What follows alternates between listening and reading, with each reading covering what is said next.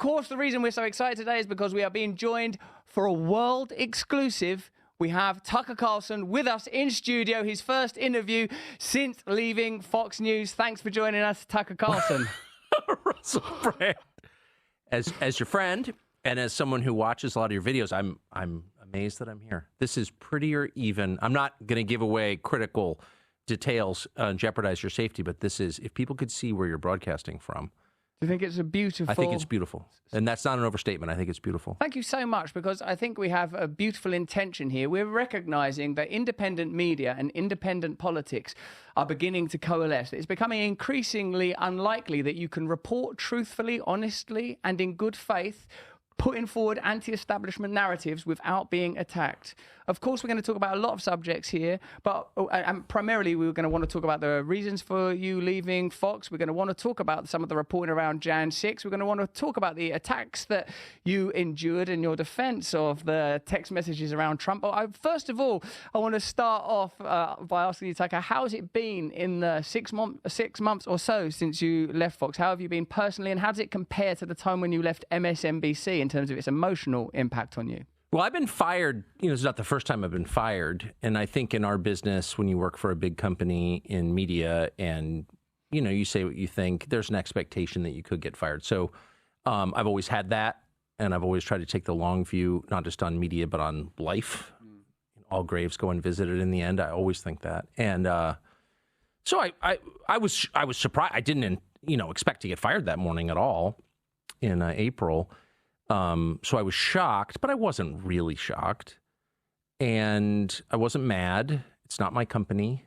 And when you work for someone else, that person reserves the right, and in fact has inherently the right to decide whether you work there or not. And I don't know why I was fired. I really don't. I'm not angry about it. You can believe me or not, but I think you can feel that I'm not. And, I wish Fox well. There was, ugly leaking, I'm a racist or whatever they leaked, or someone there leaked to the New York Times, but that's not true. And I think the people who run the company know that's not true. I actually don't think they did it. And I'm not mad about it. And I've been happy. I guess the only thing that bothers me is I'm 54. And when you get a little bit older, and my wife and I, our children are grown and we live in rural settings, as you do, because we believe in nature and God and dogs, you can lose your drive. I mean, it's just a little bit too nice, kind of. And I do feel like we, people who are healthy and aware and who can read, have an obligation to be engaged in the life of the community they live in, and the life of the country they live in, and the life of the world to the extent that they can. And so my only fear has been maybe being a little bit too happy. I've spent a lot of time trout fishing, a lot of time, we have 4 dogs, a lot of time with my dogs and my wife, and a lot of kind of late breakfast outside and stuff. And, that's not, that's great, but life has got to be more than that. So now I'm back to work, and I'm grateful to be doing that. The fact that you're broadcasting now on Twitter suggests that you still want to remain engaged in the international conversation, which is a conversation about ethics. It's a conversation about power. If you're watching us on Rumble right now, remember to press the red button if you want to join us on Locals. That's where I watch the conversation. I can see Sensitive Hearts, Ash Ella, all of our beautiful, unified, diverse community that speak openly and freely there. Please do join us, because at the end of this conversation, Tucker's going to join us for an additional chat. True or false with Tucker? In a sense, the whole conversation is true or false. What's the point in having a conversation if there isn't some line between authenticity and falsehood? You touched briefly for a moment on the idea of racism. And of course, this is an idea that's talked about a lot, or an accusation really that's been offered. When I went on your show in America, mate, which I enormously enjoyed, and the personal connection with you that we have since cultivated is the thing that I perhaps most enjoyed. I spoke to some of my friends that are overtly liberal, even though many of them are beginning to recognize that the categories of left and right are shifting. What they said is that Tucker Carlson, when he talks about demographic shifts in the United States of America, how the balance between different ethnicities is shifting over time, that is codified racism. And some of them, like some of my mates that are LA Democrats, like, me, I don't believe in any political party anymore in this country. Tell or me your about country. it. Yeah, no, I agree. But I do still feel that some of the principles that are more typically associated with the left, like recognizing that all voices have a value in the conversation, and that essentially that racism is bad. So how do you feel about that? And what are you talking about when you say there's a demographic shift? What do you mean? I would say a couple things. First, I always try. I'm over 50, so why wouldn't I just say exactly what I think at all times? And I do. And so if I had, whatever my racial views are, I would just say them. And I'm just saying them now. So my views about race begin with my religious faith, which is not very sophisticated, but is sincere. Yeah. And that begins with the belief, the knowledge, the certainty that God created people, that they're not objects, they're not machines, they're not widgets in a bin waiting to be assembled by some company. They are distinct individuals with distinct souls, and they have equal value in the eyes of God. Doesn't mean they have equal ability. Doesn't mean they all look the same, but it means they have equal inherent value. And my politics flow from that belief. Yes. And so the idea that you would reduce people to their race and say, we're going to treat this person better or worse because of his skin color is repugnant to me. And it's something that I've argued against every day that I was at Fox News, I think all of my life. You can't punish or reward people based on their immutable characteristics. Yes. Because they didn't choose those characteristics. So it's inherently unfair. It's inherently immoral. I'm totally opposed to it. And so if that's a racist position, I guess, I'll just stand and take the punishment. I don't think that is. I think that's an argument against racism. I think it's wrong to reduce people to qualities they were born with and they can't control. Period. Yes. My views on immigration are super simple and I think mainstream and sensible. The fact of who lives in a country more than any other fact determines what the country is like. And so if you change it radically over a very short period of time, you're going to have a lot of social upheaval, a lot of churn. It's going to rattle people. People can't metabolize change very well at all. The Industrial Revolution led to Stalinism and then the Third Reich. These are basic facts. It's not an attack on anyone's color at all. And I'm, whatever. But I would say, so those are my views. I support a lot of, I don't know how I feel about immigration as a topic. There are a lot of immigrants I love, including my best friend for whatever it's worth. So I'm not against immigrants. That's insane.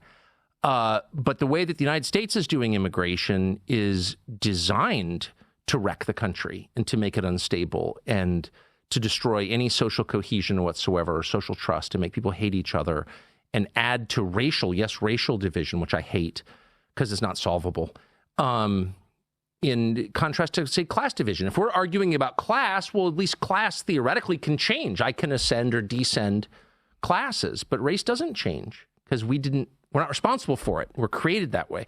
So you don't want racial conflict. That's the one thing you don't want. And I feel that in the United States, our leaders not only want racial conflict, but are stoking it. But as a practical matter, just in the context of U.S. politics, and perhaps it's similar in the UK, the term racist or white supremacist or white nationalist, these are terms designed to stop people from talking. I remember the first time I was called a white supremacist. For whatever it's worth, I don't want to sound defensive, but I grew up in Southern California in the 70s. Living with a father who was, in modern terms, very racially progressive or something. He was always saying, God created people. Racism didn't even make sense to me. That was not a factor in my life at all. And we lived right next to Mexico, whatever. So, but the first time I was called a white supremacist, I was like, geez, it hurt. It stung. And I thought, I'm not exactly sure what that is, but I know that I'm not one, but I know that that's the worst thing you can be. That's like calling someone a Nazi, or a monster or Satan, or what is that? And I was bothered by it. It was right when I started my last Fox show. So it was in the fall of 2016. And I did a kind of long, very sincere, I mean it too, sincere script about how, this is what I believe, and we're all created by God, and you should never punish or reward people based on their skin color. And it had no effect at all. And then I realized the people using those terms are not sincere at all. There's no sincerity. The words have no meaning to them, except as they're useful as tools to acquire political power and to make anyone who stands in the way of that shut up or go away or go to prison. And so once I realized they weren't sincere, then it's like, that's between me and God. And not only am I not a racist, I'm not much of a hater. Yeah. I really try not to be. And there are things that I hate, and there are people I feel like I'm on the verge of hating sometimes, or I feel myself obsessing. You're like in the truck, or you're, walking the dogs and you're pissed about something, and I can't believe that fucking person, whatever. And I really try and catch myself and say to myself, that will eat you if you let it fester like that. Don't be that way. I'm a very flawed person, but I really try not to be a hater, because I think that's death. I mean it too. One of the areas of your answer there that I imagine we could talk about further are the distinctions between having a position on immigration and its potential ability to destabilize an indigenous population, how you, again, cross-reference that with colonial and imperial history, how you cross-reference that with globalism and an attempt to create sort of like a centralist authoritarian model. That's something we could talk about a lot longer, I'm sure, the distinction between racism and having a position on immigration. Also, you get in the way of their business plan and they call you a racist. That's what's actually happening here. And perhaps I wonder too, Tucker, indeed, about these new categories of misinformation, malinformation, and disinformation, how new ways of censoring and shutting down conversation are beginning to appear. I reckon we should come off YouTube now. If you're watching us on YouTube, the next question I'm going to ask you, Tucker, there's a viewer question. This is from @TheBoss. This is on Locals. If you want to watch us on Locals, press the red button and join our Locals community. This is how we aim to have conversations like this all the time, because my belief is actually an optimistic and hopeful one of humanity, that we share more with one another than divides us, and that there are ways of reorganizing society radically, and that our categories and our lexicon has to alter significantly, because left and right are starting to become redundant when there are so many similarities between the left and right, when both appear to be driving towards centralist authoritarian models where you are surveilled and censored at will, where free conversation is closed down on the basis that there is some other authority that knows better than you what you mean when you're speaking, and that they have the right to shut you down. Press that red button and join us over on Local, so you can ask questions to Tucker. I'm assuming that your question's for Tucker, although I'll answer any question that you throw my way, let me tell you. @TheBoss says, what is your relationship with Trump like now? But before Tucker tells us what his relationship with Donald Trump is like right now, having said once, those text messages, remember that stuff? Yeah. And then publicly saying that Donald Trump is significant. Plus, we've got to talk about RFK. Plus, we've got to talk about censorship. Plus, we've got to talk about the military-industrial complex. Plus, we've got to talk about the Hunter Biden laptop. And plus, we've got to talk about Big Pharma. And in order to do that, we have to have free speech. That's why you've got to click on the link in the description. Join us over on Rumble right now. And if you're with us on Rumble, bye-bye, YouTube. We love you, you 6.4 million awakening wonders. If you're watching us on Rumble, press the red button and join us on Locals and post your questions there. There's so much to ask you. I'm so grateful to you for coming here. Do you like it? You happy? I love it. Have you got everything you need? Can I offer you any more snacks, nicotine, gum? I've got my nicotine. I've got my Pellegrino. I had my coffee. I'm in my happy place. I'm so glad that you're comfortable here. Thank you so much. It means a lot that you've given us this interview. Thank you very much, Tucker. Mate, so I suppose what we're asking there is that it seems that you said that Trump was no longer relevant in the political conversation. He was no longer the lightning rod. He was no longer the berserker of American politics. Loads of people on our platform absolutely love Donald Trump. They see him as the solution to America's problems. They see him as the great swamp drainer. It seems you have occupied varying positions on Trump at various times. Where are you on Donald Trump now? And particularly perhaps how that relates to the emergence of radical anti-establishment figures within the Democrat Party, notably RFK.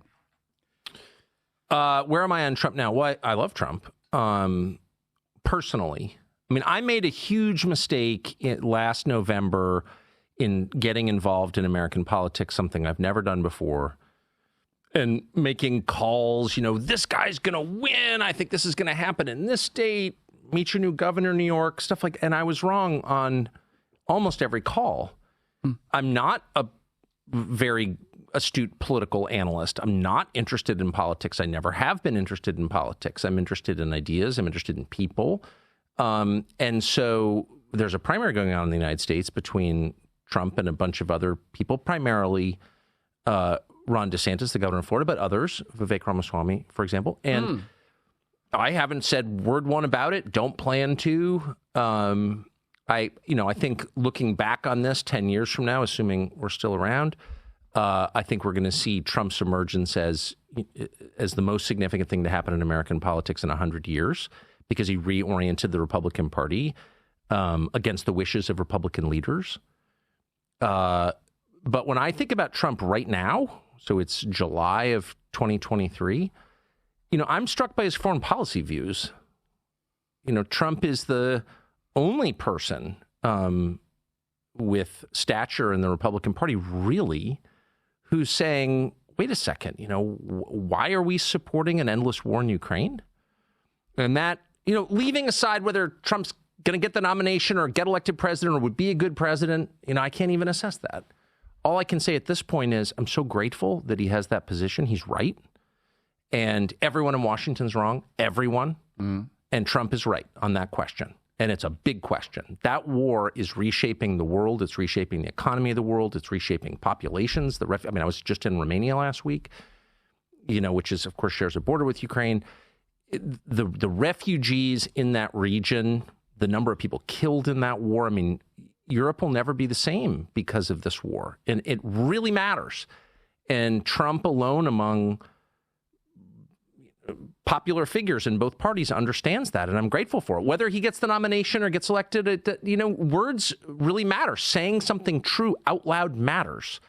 And he is saying true things about Ukraine, and God bless him. That's how I feel. So Trump generated, I suppose, a new type of populism. He rebooted politics. He reordered the Republican Party.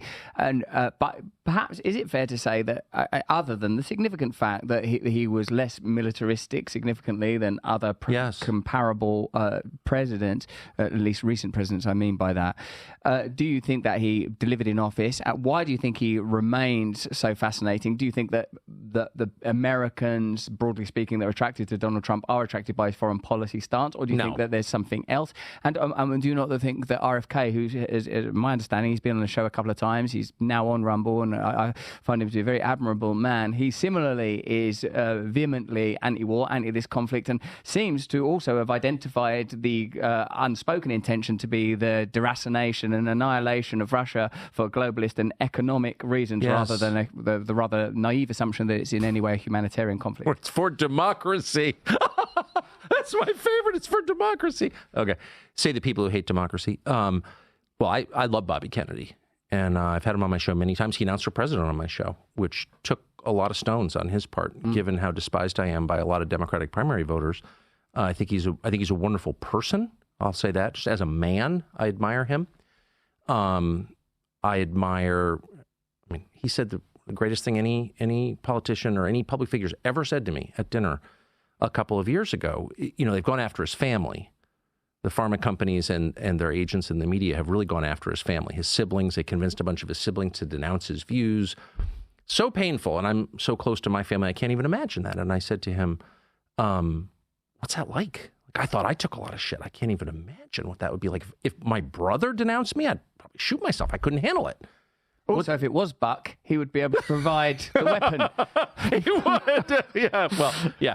My brother's not going to denounce me. It's my best friend and wonderful man. But anyway, so I said to him, what's that like? And he said, and I'm quoting, I probably shouldn't be quoting a private conversation, but he said this to me. He said, I've got 7 children and they all love me. I don't care. Wow. And I thought, okay, you want to distill my values into a sentence? That's the sentence. So I really admire him. I don't agree with him on everything. I do agree with him, I'll just be honest, on most things, on the big things. Yeah.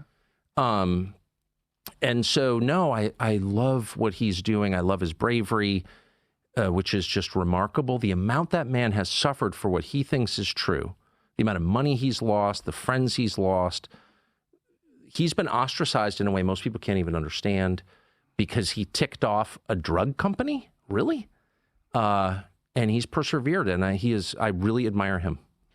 If RFK and Trump have risen, as they plainly have, to capture the popular imagination, and yet both to a degree are stymied, shackled, or reluctantly tolerated by their party, what does that tell us about the shifting sands of American political life? I think the area where you and I most plainly and overtly align, perhaps other than the belief in God, I suppose, is our deep understanding that the military-industrial complex and big pharma are able to exert significant power over the Democratic Party, a democratic process that renders ordinary electoral politics basically meaningless. Yes. These two figures are like populist anti-establishment figures in a sense.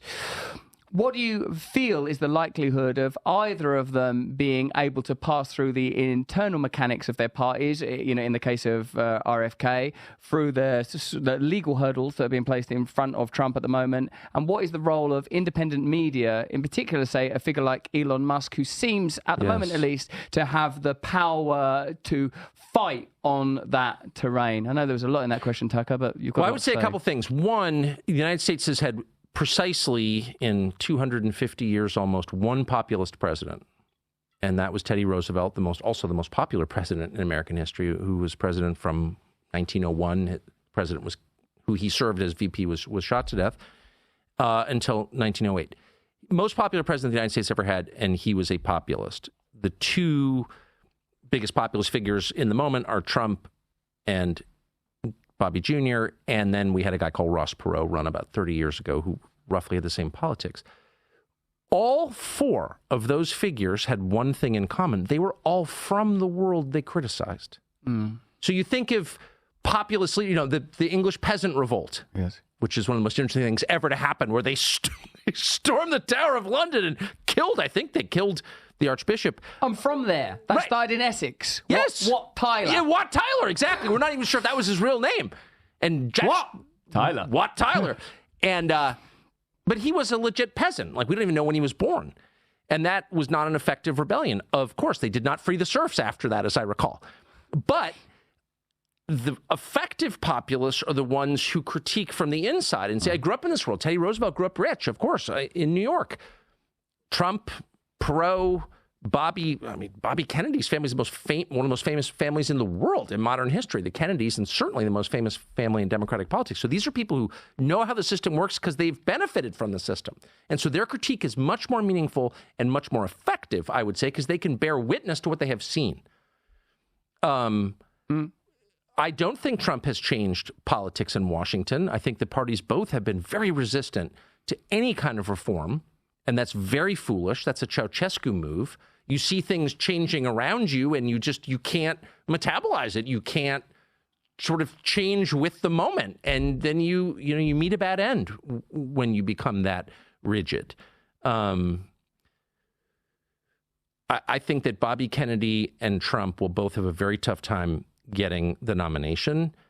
I'm hoping that both of them will, of course, I guess. I'm hoping that their message will be heard. I don't know. I don't even know what I hope for in the process itself, but I want them to be heard. And they can now be heard because there are channels of information that people can tune into and listen. I mean, I would amend one thing you said when you said that, these huge multinationals control our politics. Well, they also control our media. Yeah. They do. I mean, pharma, as you well know and often say on your show, is the biggest advertiser on American television. Probably true in the UK as well. And so, there's no incentive whatsoever to question their products.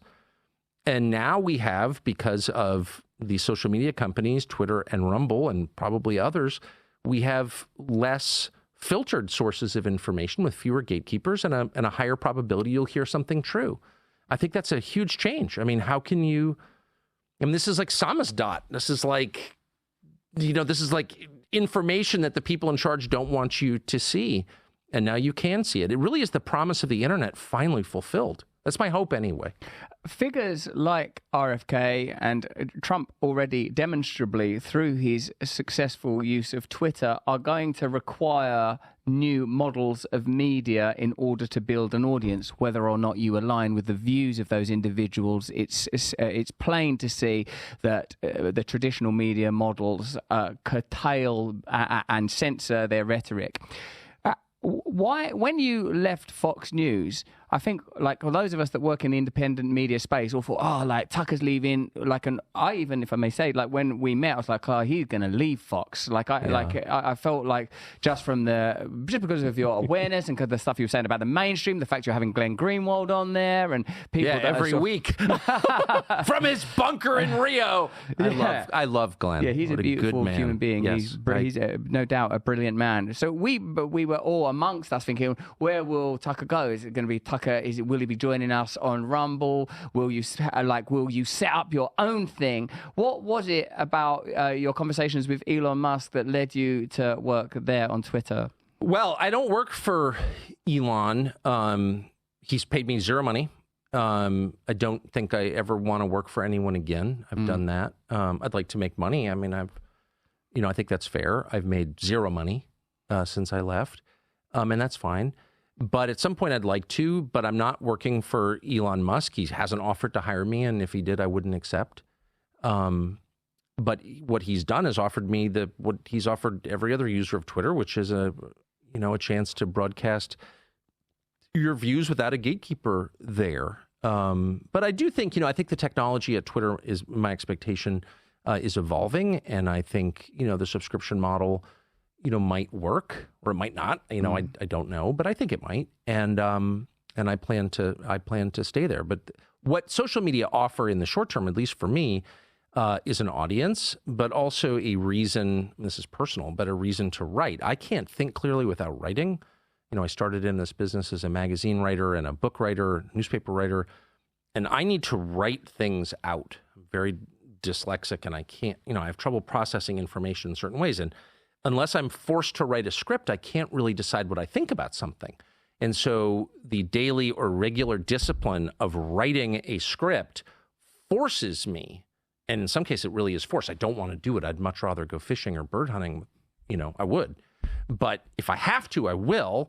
And there's something wonderful in that. Writing a script, as forces you to think through everything about the issue, to have a much deeper understanding of it. At least for me, that's true. So I couldn't go too long without writing, or my IQ would drop dramatically. I don't think I'd ever recover. We had Stephen Friend on here and the other FBI whistleblower, and and importantly, and perhaps this is the most important thing about that story, one of their brothers and sisters has tattooed stick figures of me on their genitals. That's the defining issue. How has that affected his dating life? It's ruined it. Well, I think it would doesn't have one anymore. Kind of narrow the available population down a little significantly. It's just me now. I'm the only person who sees that as an advantage. Oh, well, I am honoured. Do as you will. But also, they said, of course, these FBI whistleblowers, that the FBI had a significant number of agents, that there were other law enforcement agencies there on January the 6th. In fact, it was the whistleblowing on this subject that caused them all this grief. That in a sense, that there are some discrepancies, shall we say, on how that event was initially reported on with regards to what actually went down. Now, what you've been accused of in the mainstream after you received, I think it was like 40,000 hours of footage from your man McCarthy there, was that you sort of cherry-picked, is the phrase that often comes up, footage to deliberately show that it was, to a degree, a peaceful event. What is your sincere opinion of what went on January the 6th? And why do you feel that there is yet an attempt to regard it as a deliberate insurrection? And also within that, I guess the possibility for presenting moments of peace within 40,000 hours of footage does exist. So were you sincere in your presentation, or do you have a particular perspective on how you wanted that event to be seen? I have, well, let me just say, one of my children was there working in the building and called me during it, and was right nearby when Ashley Babbitt was shot. So I was interested in it from the moment it happened. I was appalled by the vandalism outside, by fighting with police officers. I hate violence. from abortion to the war in Ukraine. I mean, I am consistent on that. I'm not a Catholic, but I share those. I definitely share those views. I'm not for the death penalty. I'm not for killing people. I'm not for hurting people. I'm not for violence. And I've had those views for a long time. So, any violence on January 6th, I oppose. I've said that many times. I was kind of happy to leave it where it was, which is this got completely out of hand. The only reason I ever got involved in commenting on it was, we did a show that night saying, well, this is awful, right? What happened was the lying about it was immediate. This was a racist, white supremacist insurrection. Well, okay. There was no indication to this day that race had anything to do with it at all. Like nothing. These are people who thought the election was stolen from them. There's some evidence they were right. We could debate that, but that's what they thought. That's a meaningful thing. If you've got a big population in your country that doesn't believe that your elections are on the level, you need to figure out a way to convince them that the elections are on the level, or else you can't have democracy because it's a faith-based system. So that was the first thing I noticed. There was no effort at all to convince people, actually, electronic voting machines are secure, which they are not. By the way, that's a lie. In any country that has electronic voting machines is by definition at risk of having its elections stolen. By definition. No country that cared about democracy would have electronic voting machines, okay? First thing. But no one even, and by the way, many Democrats have made that point. Not now, but 10 years ago. There was no effort to reassure anybody. They immediately used it as a cudgel to make their political opponent shut up, and in a lot of cases to send them to jail. So I noticed this, and I'm like, well, wait a second. Nobody here is operating in good faith at all. They're just immediately lying with maximum aggression. And anyone who asks questions about it, like me, and if you could go back and look at the tape, my first 5 shows on January 6th were like, well, yeah, it's bad, but I don't think you're telling the truth about what actually happened. Shut up! Racist! What? So that's always the key for me. If it's like an infection, you know it's infected when it hurts. You press it. You recoil. They immediately recoiled when you asked any questions about January 6th. And that was a tip-off to me. I had no thought in my head as I watched this happen on television and in the subsequent weeks that U.S. law enforcement or military agencies had anything to do with it. That never crossed my mind. I never thought it was a false flag or anything like that. I'm not a conspiracist by temperament. I never thought that. And then I interviewed the chief of the Capitol Police, Stephen Sund, in an interview that was never aired on Fox, by the way. I was fired before it could air. I'm going to interview him again. But Stephen Sund was the totally non-political, worked for Nancy Pelosi. This was not some right-wing activist. He was the chief of the Capitol Police on January 6th. And he said, oh, yeah. That crowd was filled with federal agents. What? Yes. Well, he would know, of course, because he was in charge of security at the site. So the more time has passed, now it's been 2.5 years, it becomes really obvious that core claims they made about January 6th were lies. And my view about events and about people is if you catch someone telling a lie about one thing, the first question you have is, what else are you lying about? If you say to your wife, where were you? I was at the grocery store. If you find out she was not at the grocery store, then it raises, okay, probably not just lying about being at the grocery store, were you? Like, what is this exactly? Why were you lying about that? And that's kind of the way I feel about January. Like, what is this? They're clearly lying. That's provable. Why? And, I'm the last person. I'm often accused of being a conspiracy nut. I'm the opposite. I grew up in a very stable country, the United States, in the 70s and 80s, where people didn't indulge in conspiracies because there weren't any obvious ones afoot, right? We took things at face value. We trusted our government by and large. But the amount of lying around January 6th, and it was obvious in the tapes that I showed, is really distressing. And anyone who's covering for those lies should be ashamed of himself. And that would include almost the entire American media, including Fox News. People at Fox News. Fox News, to its great credit, let me air that, and I'm grateful that they did. But there are people there who were mad at me for airing that. Really, why? If you think I'm cherry picking it and taking it out of context, show me where. And by the way, I didn't make the claim that it was entirely peaceful. It wasn't. Police officers were injured. More police officers were injured at the riots in front of the White House the year before, but whatever. All injuries to police officers or anyone else are bad. I'm certainly not making excuses for it. But I'm asking obvious questions. You said this happened. For example, There was a guy called the QAnon shaman, Jacob Chansley. They put the guy in prison for years. There is surveillance tape that they hid until I aired it, showing the Capitol Police trying lots of doors, trying to get into the Senate chamber, the sacrosanct chamber that he wasn't allowed to be in, and then escorting him in. And he kind of wanders around like he's taking a hit of mescaline, just kind of, you know what I mean? And like he says a prayer, he thanks God for the Capitol Police, and then he wanders out. Now, there are a lot of conclusions you could draw from that, but you cannot call that guy an insurrectionist. That's a lie. And by the way, an insurrection is a very specific meaning, and I'm pedantic about words because they're the currency that I trade in. I mean, that's what I do. I use words for a living, so I care about their specific meanings. That was not an insurrection. It was not armed, and its purpose was not to overthrow the government. It was a spasm of rage that Trump definitely helped inspire. That's true. And at the election results, okay, you know, I'm not actually for that. I don't think leaders should be making people more pissed in general.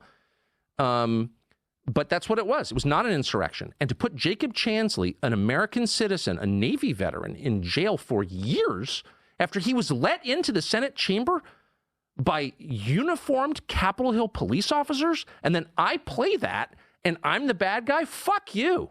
Like, what do you make of that? I'm sorry, it makes me mad just thinking about it. I said I wasn't going to be a hater. That makes me mad. And I see people on other channels, it's outrageous. He's trying to minimize January 6th. Well, but what? This guy went to prison. You ever been to prison? Only for visits. Right, okay. It's not very nice. You don't want to go to prison. Clarify. To take a man's freedom away and call him all these names for something he didn't do and then show no remorse at all when you're exposed to have lied about it. There's a human being who was locked away in a prison. It's an outrage to me. Tucker, like, would you mind if I spoke? Sorry. Worked very hard to get in this position. Right? See that Iraq war, like, you know, that was brilliant when you went on that podcast and went like that you're ashamed that you participated and that you rallied for that war. Now to hear you talk about Jan 6, you're saying like that sort of at the beginning you had no axe to grind, and broadly speaking you oppose violence of any kind, and oppose violence. Yeah, I know, I believe you. And you oppose violence against the police, perhaps in particular. Now though, it seems that you are inquiring, if not suggesting, that there was another aim. Are you saying that it was allowed the Capitol Police to be funded differently and more extensively? Are you saying that it facilitated further authoritarianism, that it enabled people to smear the MAGA movement, that it created more opportunity for surveillance laws and censorship? One of the sort of techniques or critiques that we use here on our channel when looking at news is, oh, does this allow people to censor more? Does this allow people to surveil more? Does this allow, for example, like a sort of, just to use as sort of something anecdotal and contemporaneous, that there's a Just Stop Oil movement in this country at the moment, and whenever you see footage of them sort of blocking roads and sort of road users dragging them out the road because it's annoying, and I say this as a person who sort of loves nature, loves the environment, feels that profit shouldn't be put ahead of respect and love for the environment. I can't help but feel that the media has an agenda in continually presenting us with these annoying images of Just Stop Oil getting in the way of ordinary commuters who are just trying to get to work. And I'm beginning to now critique media from that perspective. Oh, they are using this event in order to elicit these emotions, whether it's war or the events of January 6th. Do you believe that there is, as George Carlin would say, a convergence of interest between the state and its desire to regulate, and corporations and their desire to profit, big tech and their desire to capture data, the state and their need to get data? What is it you're observing? Because when I'm listening to you, you don't sound like a regular TV anchor anymore. And in fact, one of the things I'm offering is that that's not a role that's going to exist for much longer, because the centralization of authority is becoming so rapid and so radical that if you even work in this space, you know, with these new EU laws being passed that will mean that social media platforms will be heavily fined 6% of their annual revenue and that they can be censored. The Five Eyes countries all passing censorship laws. In a sense, to become an independent media voice will be to become an activist. So with regard to the January 6th, do you think these events are used to create particular outcomes? Do you think it's just opportunistic? And where do you feel your personal role is as an independent media broadcaster is now? Well, I think my role is to tell the truth to the extent I can see it, you know, to say what I think is true. always with the knowledge that we see everything, through a glass darkly. We don't see things clearly. We don't have perspective on ourselves, the world around us. We get a lot wrong. I've gotten a lot wrong, that's for sure. But you do your best, and you cannot allow people to force you to lie, period. So that's how I see my role. I think you're asking the right question. And I asked the same thing about the climate movement. I mean, I'm bewildered by it. Apart from my own family, there's nothing more important to me than nature. I think I spend an above average time in nature, amount of time. I mean, I've organized my whole life to be in nature. So I really, really care about it. And I'm very upset about the many ways in which it's despoiled, at least in my country. I mean, nature's not doing well. The environmental movement is gone where I live. And we pollute. We put up chain stores and strip malls and pave things we should not pave. We are very tough on nature in the United States. And the environmental movement does nothing to stop that. And so my question for the climate people, and I have no doubt the climate is changing. It's always changed. I live in a place that was completely sculpted by the glaciers, which only melted 10,000 years ago. There were people living where I live in northwestern Maine when the glaciers receded, the Native Americans, 10,000 years ago. So this is a feature of life on Earth. And so I have no doubt it's changing again. And I would be completely open to the possibility that people's behavior is accelerating that change or driving it to some extent. It doesn't sound crazy to me. I don't think it's proven, but I'm open to it. Of course I am. My question is really simple. Which of your solutions to climate change disempower you? So when you act, you're a father, on behalf of your children, you are doing things because you love them. They're not necessarily in your interest. Like, you'd rather go take a sauna or do some yoga or hop on your wife. But no, you have a child with needs, so you love that child, so you do something for that child. That's what it looks like to serve and love someone, is to do something you don't want to do, that doesn't help you in any way, but at least potentially helps that other person. I see the climate movement not doing one thing that doesn't enrich or empower the climate movement and its corporate sponsors. Not one. So, for example, not to be boorish here in lecture, but I'll stop with this. Like, if I understand, the ecology correctly, trees are helpful if you're worried about rising CO2, correct? Because they consume it and then emit what? Oxygen. So if you're really worried about climate change caused by carbon dioxide, you'd probably be planting a lot of trees. I don't see a ton of, and I would be very for that as someone who truly loves trees and spends a lot of time thinking about trees and have a lot of trees and maintain a lot of trees. I love trees almost more than anything.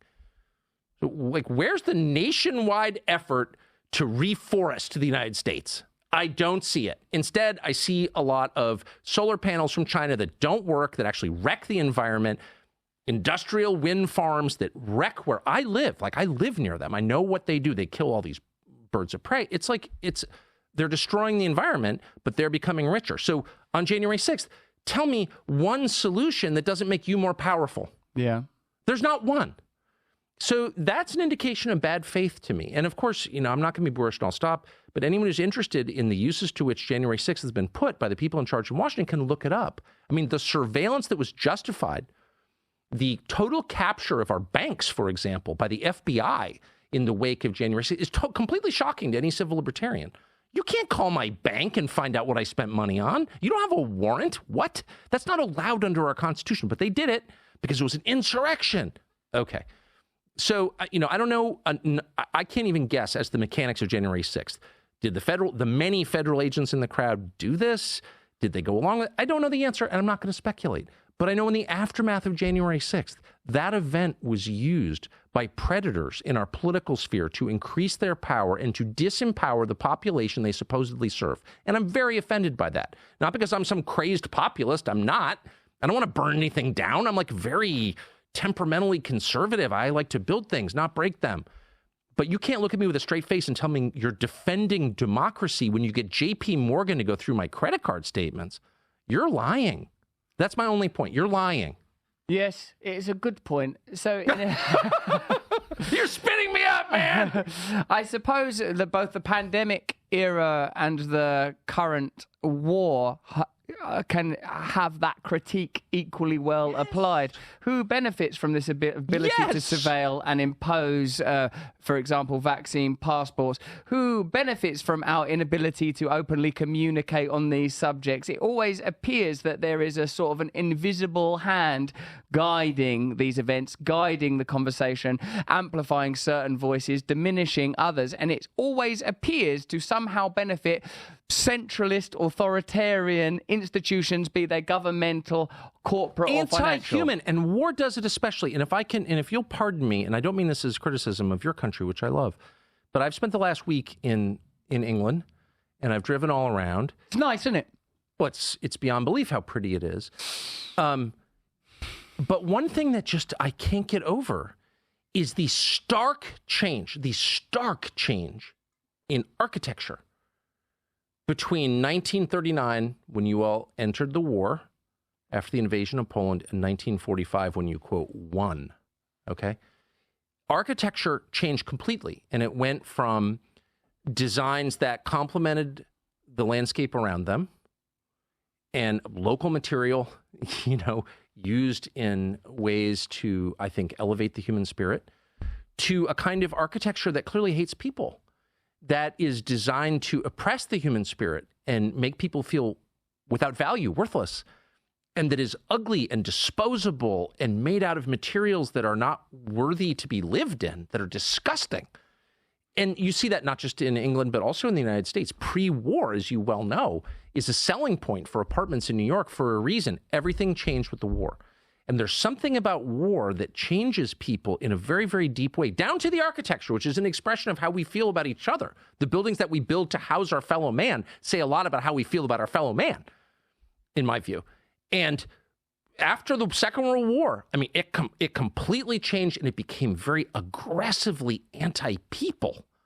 Like, what kind of person could come up with brutalist architecture or its many tributaries, and there are many. Brutalism is just the most obvious one, but all architecture post-war is really kind of brutalist, actually. What are you saying when you build a building like that? You're saying that the people who occupy the building are worth nothing. That's what you're saying. Whereas you drive through the Cotswolds, and people in the pre-industrial age with no electricity and no machines built buildings that are still standing and true to this day using local limestone and thatch. And the result was beautiful. And by the way, I'm not just saying this as an Anglo whose ancestors lived in this country. I'm saying this just as a human being. I think if you brought someone from the streets of Tokyo to the Cotswolds and said, what do you think of that building? He would say, that's beautiful. Because beauty is inherent. Every person recognizes beauty. Okay? It's not culturally specific, actually. A Shinto temple in Kyoto, I recognize it immediately as beautiful, because it is.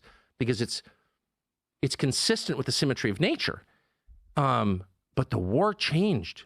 The war always does that. War makes people less human. It hurts them in some deep way. Even the survivors I'm talking about, even the ones whose legs weren't blown off.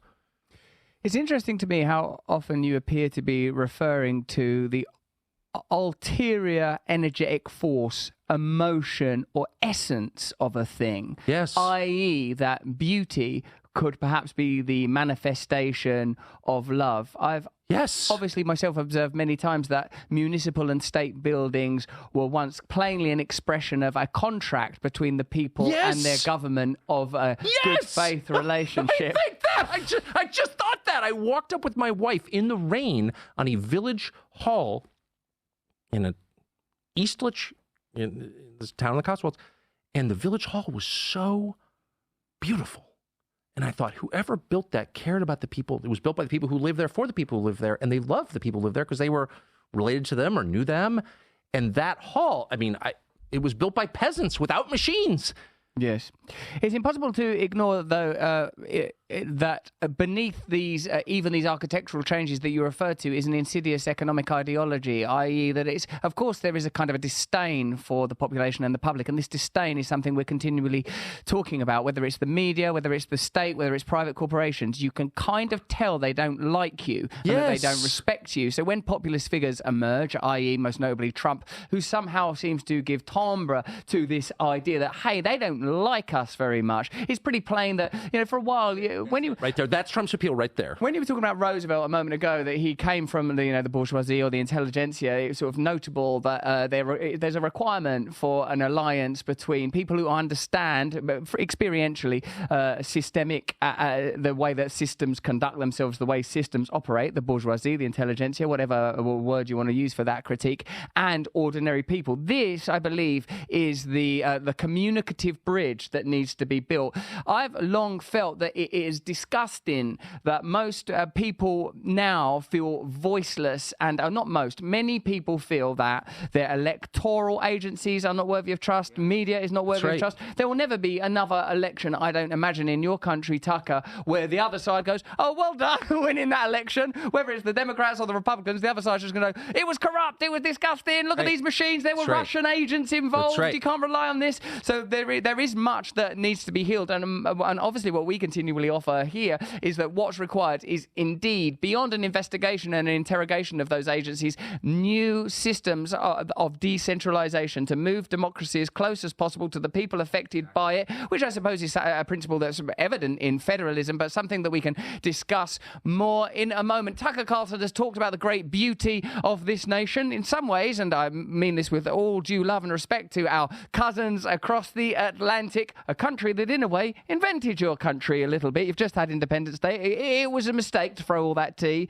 into What do you mean? In some ways, it definitely invented our country. I mean, we're an English country.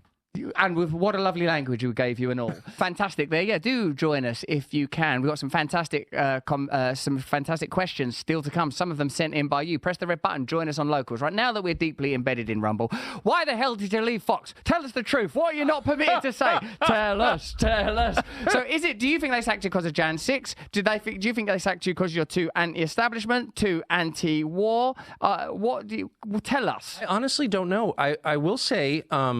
my views changed dramatically over the course of 20 years. As I've said many times, I was a kind of half-hearted booster of the war in Iraq, which is hard to believe. But, that was in 2003. And so my views for the last 20 years have been, and I realized and I've repented of that, and I feel sick even thinking about it now. But my views have remained pretty much the same for the last 20 years. They've evolved, as things have changed. But in general, I've been skeptical of the storylines and all kinds of different things. And I certainly was for the 14 years I was at Fox. And they were always, they didn't agree with me, of course, I don't think. But they were always very nice to me, and they always let me say what I wanted. Not one time did they tell me not to say anything. So I was always grateful to Fox, and I am, in retrospect, grateful to Fox for that. So that never changed up until the moment they called me and said, we're taking the show off the air. And so I can only speculate. I know, but I do think as a general matter, not even about me, the war in Ukraine is a red line for a lot of people in business and politics. And you see it in our politics in the U.S., where the leaders of the Republican Party in the Congress, who really are repulsive, in my view, are now supporting sending cluster bombs to Ukraine. Ukraine is losing the war, obviously. The United States could, and Ukrainians are dying in huge numbers, and the country's being destroyed. And so the U.S. could force a peace like tonight. They could.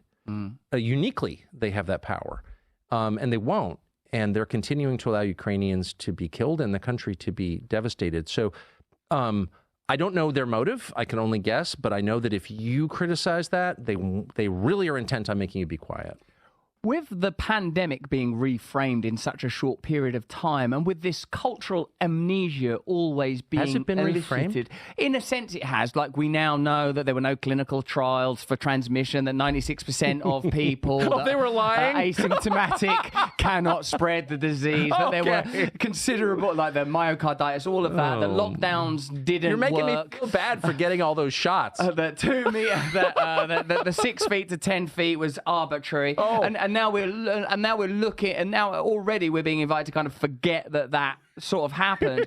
Do you, and with Biden inadvertently saying Iraq instead of Ukraine, do you feel that is these kind of Freudian errors are simply because in time we will regard this conflict in the way we regarded Iraq? This is not to say not sympathetic towards Ukrainian people, but that it was a war primarily motivated by the interests of the military-industrial complex, the stated plan for BlackRock to rebuild Ukraine in a comparable way that Halliburton were able to exploit the conflict in Iraq, and indeed a secondary military agenda to diminish Russia's capacity to be a superpower on the world stage. Do you think these things will become explicit and broadly accepted? And in a similar way, the people that have been rallying for war, using peculiar tropes that we always assume to be of the right, of patriotism and a lack of alliance, do you think that those people will undergo some kind of reckoning, Tucker? I hope so. I mean, the key to joy and wisdom is admitting that you're not God. That is the key. That's the key to life, in my opinion, admitting you're not God. And if you can't do that, you are doomed, because you're not God. By the way, that's a fact that you can't change. You are not God. Okay, period. Breaking news for me. News. So hit me pretty hard, that one. That's the moment. That's my take home. Oh, okay. Well, that's it. I'm out. It's essential to happiness and to honesty to admit when you're wrong. And it's so freeing. I mean, it's the basis of the recovery movement. I realized I was powerless.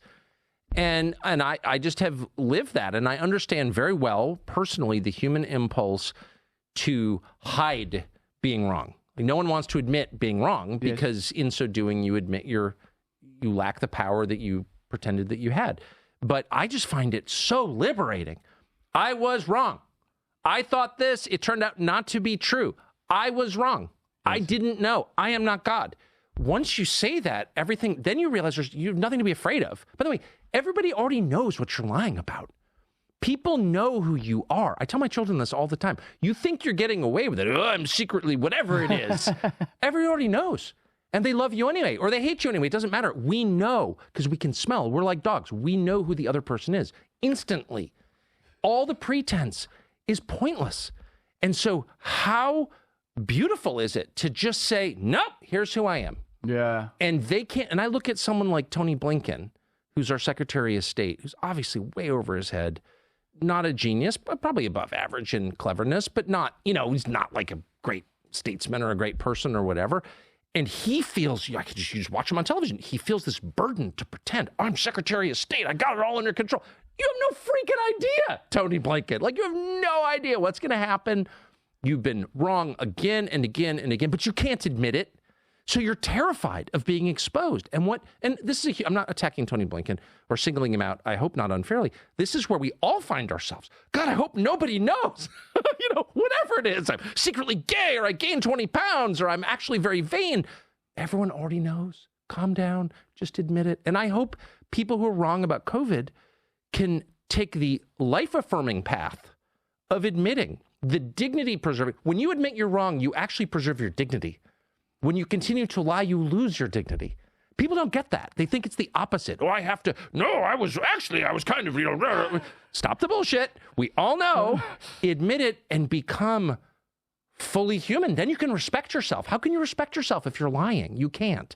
This is, I believe, the undergirding idea of perennialism by Aldous Huxley, in where he contrasts various theologies and notes that the primary idea, whether it's in the Vedas or coming from Meister Eckhart, is this transcendence of self. The acknowledgement that this vessel, this idea, this synaptic crash of self, this mess of memory and projection can be transcended through and via a connection to God. And Yes. this I was wrong ultimately becomes I was irrelevant. The Russellness is irrelevant. There is a way through this. There is a pathway. The denial of this transcendence, or even this immanent relationship with a higher power, a higher force, defines our age of materialism, rationalism. All things can be measured and weighed. This is why you have lumpen and brutal block buildings, abundant, and an annihilation of elegant thatch strewn across the countryside, because there is a denial of beauty. There is a denial of God. And I feel that because they're challenges to our power. The idea that a flower is more beautiful than anything we could create, and that a white pine is more enduring than anything we will ever build. That's such a challenge. The idea that there are mysteries we can't explain. Yes. This is why they call you a conspiracy nut. This is why they become hysterical when you raise questions that challenge their version of events. Because what you're really doing, it's not even about January 6th or UFOs or the Kennedy assassination. It's about revealing their limits. Yes. They don't have the answers, and they can't admit it, because admitting that they don't have the answers is the same as admitting they're not God. And I'm only saying that's the most liberating thing you can do. It's curious how it can be distilled to something so identifiably personal. Like I saw you once interview someone who went, no, I do the same. like when I think you were talking about gun laws or something, that in a way people want feudal power. People want total power. I want absolute dominion over my life. But there now is, of course, a tendency to mask this intention. Yes. The idea that this is for your security. This is for your safety. We are trying to help you. What was it? This is what sort of busted me up, Tucker, during the whole... Just goose step for me. Stop lying. What's the big deal? We just march through Nuremberg. Totally true, though. I'm more comfortable with that. Just put on a uniform and point a gun at me. Stop telling me it's for my own good. You're lying. Like, I know that's not true. Authoritarianism necessarily had to become veiled. Those kind of optics of the rallies and the flags was identifiably a problem. But the urge and the will to power has remained consistent. Of course. This is, I suppose, in a sense, where we appear to align very strongly is we don't like being told what to do, that we're willing to surrender, willing to learn, willing to take on new ideas. A few more just little personal questions. They're not personal, they're about your career. How do you feel about the FBI hacking your phone, mate, with the Putin thing and being called a Putin puppet? A Putin puppet. The Putin puppet thing I've never taken seriously. I am a passionate Tolstoy fan. Predates Putin, by the way. I love Tolstoy, and I mean that. The Kreutzer Sonatas, I just read it. It's like an amazing book. Is that thing where he talks about Christianity? Have you read them essays on Christianity? Yeah, well, of course I have. And I'm not sure I quite agree. The Kreutzer Sonata is all about how sex is bad, which I strongly disagree with. But he's just an amazing writer. But I've never been to Russia. I don't speak the language. I have no special effect. I mean, the whole thing is insane. And by the way, that never bothered me because I'm so American, it's like a joke. Yeah, you are really American. I'm the most American person I've ever met. You're so American. You've been so ever since you've arrived on the premises. You've been so American, you're shaking people out. And an American just turned up inadvertently, just by magnetized by you. Someone asking people personal questions. I'm from Sacramento. How are you? Where do you live? You're being all American everywhere, spilling your Americana up everything. It's so true. It's so Exactly. For good and bad. Mostly bad. But I want to ask you an important question, I think. There's nothing to suggest that the state of nation is a permanent one. It's a relatively recent advent. It's pretty plain that one of the ways that the cultural war can be continually leveraged, even issues where I imagine you have strong views, and indeed these are arguments that define your country, certainly more than mine, although everyone's affected by them. Pro-gun versus gun control, pro-choice versus pro-life, the identity politics issues. Are we ever, there's nothing in our evolution that would suggest we should live in countries of 300 million people all following a single credo. Isn't it necessary and indeed obvious that this ulterior driving energy, be that through technology or different forms of identification? I mean, imagine if 2,000 years ago you'd grabbed someone from Iceland and someone from Sudan and someone from London and said, right, you lot, you're all the same, live together according to one. It'd be an absurd thing to do. So isn't it obvious and necessary that what has to change is the nature of democracy itself? And would you, and I guess I imagine I can guess, because you've said about, shooting's a hobby of yours, you've already said that you are anti-abortion. Would you be willing to, as it were, stand on an ideological, if not political, ticket with people that had opposite views on you when it came to trans and raising kids trans and stuff like that, if it meant that you and your community would be completely at liberty to raise your children and run your community how you wanted to? Well, of course. Yeah. Yeah. So, I mean, I have no plans to stand for office. Is that the same as running for office? Yeah, we stand. You here. stand, we We're run. English. I've come here. Now I'll be here for a while. Simply elect me. Hey, can I have some power?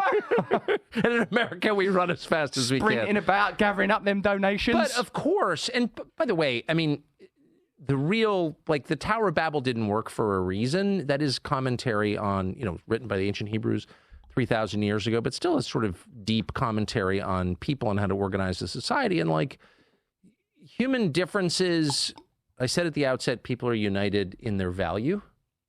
I think their value, each person's value is identical because they're all created by the Creator. But people are different.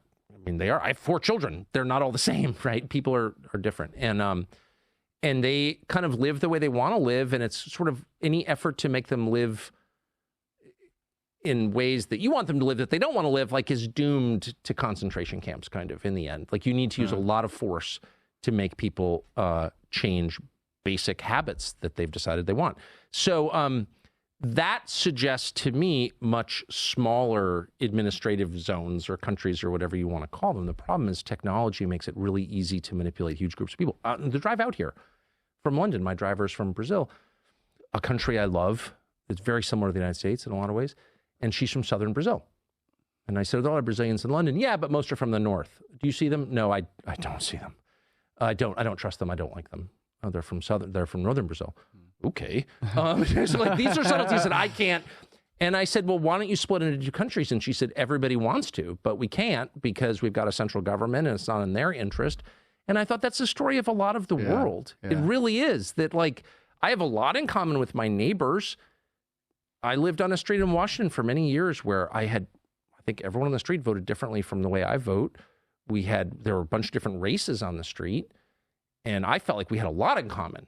And I think everyone on the street felt that way about everyone else because it was our street. Do you know what I mean? Yes. So, like, we would have been a pretty good self-governing country of, 11 houses or whatever in Northwest DC because we had this fundamental thing in common, which is geography.